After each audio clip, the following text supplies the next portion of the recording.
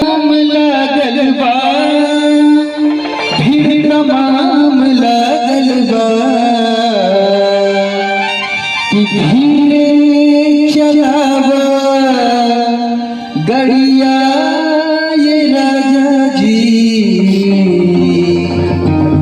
कि धीरे चलावा गड़िया ये राजा, जाम लागल बा, धीरे चलावा गड़िया ये राजा, जाम लागल बा।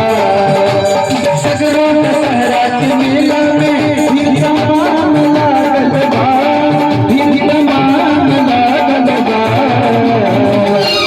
कैसे बोलते हैं विनोद भैया की पत्नी विनोद भैया से, कि धीरे चलावा गड़िया ये राजा जी, अरे धीरे चलावा गड़िया ये राजा,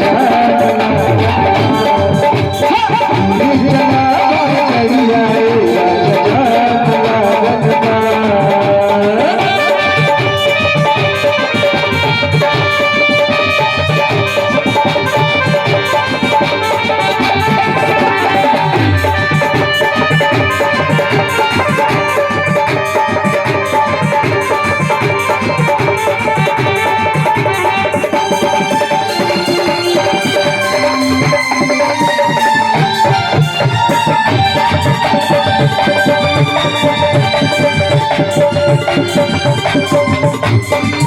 बोलिए दुर्गा मैया की।